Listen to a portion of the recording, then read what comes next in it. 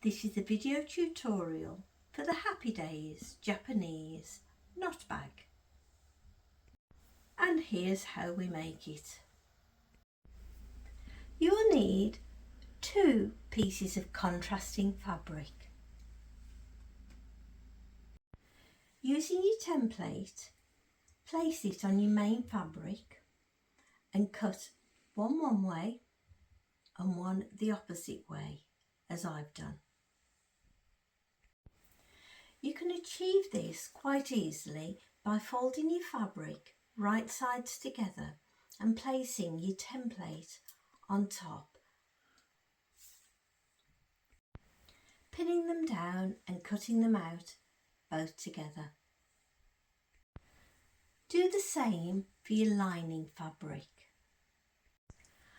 I've cut my lining out in exactly the same way, made sure that they are opposites. And now I'm going to place them right sides together. So carefully place them on top of one another. Line up all the sides and edges.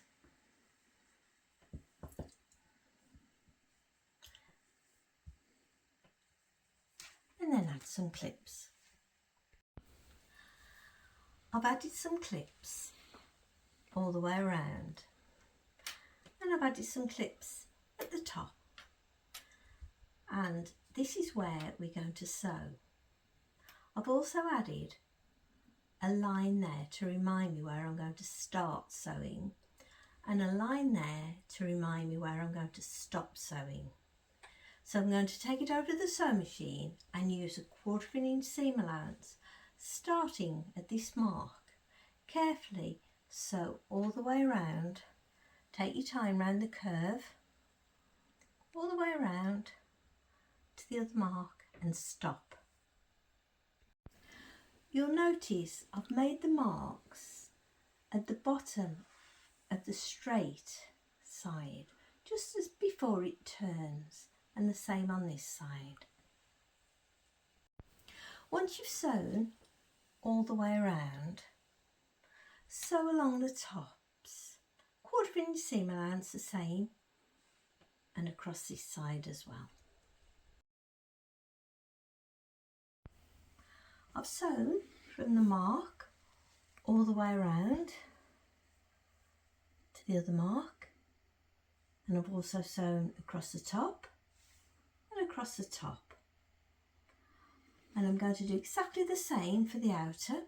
So I put the outer pieces right sides together, lined up all the edges and clipped across the top and all the way around, exactly the same as I did for this one. And I'm going to take it over to the sewing machine, and once again starting at the mark, using a 1/4 inch seam allowance, sew carefully all the way around and stop at the mark, across the top and across the top. We won't be sewing around the curve or the straight sides at the moment. I've sewn from the mark all the way around and at the top, and I've also carefully snipped all around this curve for a much neater finish when we turn it. I've also pressed open the seams. I'm now working on the lining again. I've snipped around the curve for a nicer finish when we turn it, and now I'm going to turn it the right way out. I've turned the lining the right way out, and I've carefully pushed out the seams and pressed it, and I've also pressed open the seams at the top, like so, and I've done the same for this side.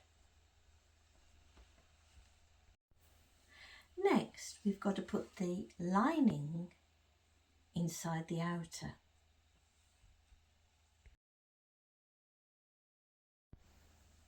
I'll put the lining inside the outer, and I've lined up the top seams of the lining and the outer and I've clipped them first, and I've done the same for this side. Next we're going to clip all the way around this inner curve. So carefully line up all your sides and edges and add some clips all the way around this side. I've added clips all the way around the curve. I've only clipped the two pieces of fabric, so the lining and the outer.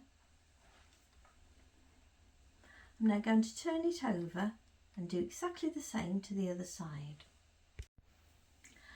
I've added my clips to the other side, so now the whole of the bag now is clipped, as you can see. So the outer is now joined to the lining. Now going to take it over the sewing machine and use a 1/4 inch seam allowance, sew all the way around, all in one go, so all the curves are joined together. I've sewn all the way around the curve on both sides, all the way around, and I've also snipped carefully around the curve on both sides. And now I'm going to turn the bag the right way out through the side. I've turned it the right way out and I've pressed all the way around the curve. And the next bit of sewing is top stitching, and I'm going to top stitch all around the curve this side, ensuring that you're only stitching through 2 layers of fabric, and then turn it over and top stitch all the way around there as well. Take your time with this. I've top stitched all the way around the curve, both sides, and now we're going to finish off the bag this side and this side. We've now got to pull the lining away from the outer all the way down until you get to the end where you started sewing. Once you've got your lining away from your outer, fold over your lining 1/4 inch, as I've done, and hold it tightly there, and then at the bottom where your stitches start, pull it carefully away, and you'll see that it will naturally want to fold over. You might find this is easier on your ironing board, and then when you've got it all the same width, press. I've pressed it, and this is what we're looking for. Now the next stage is optional, but I'm going to tack with the needle and thread all the way around just to keep it stable for the next stage.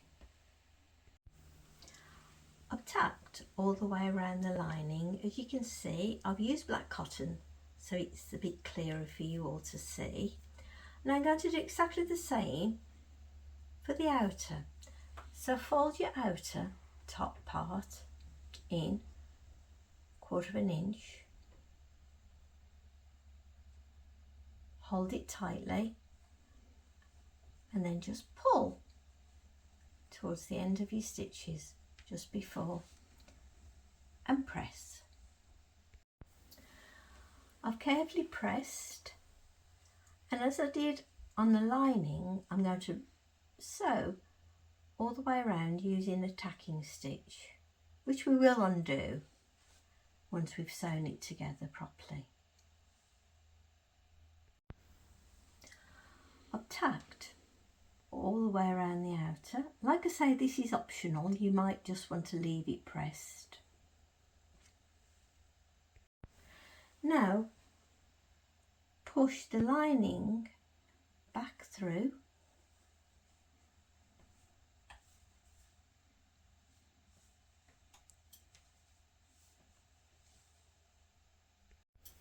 and now take it over your ironing board and carefully press. Starting at this point, line up all your fabrics and start adding clips. I've lined up all my edges and I've clipped, and I'm going to take it over the sewing machine and I'm going to top stitch carefully, starting at this join here, go carefully all the way around to the other side. I've removed all my tacking stitches, so that's the one side of your handle all done. And we'll repeat exactly the same for this side. I've top stitched all the way around the other side as I did on this side, and that's your Japanese knot bag all finished. All that's left to do, slide your handle through and it's all ready to take out.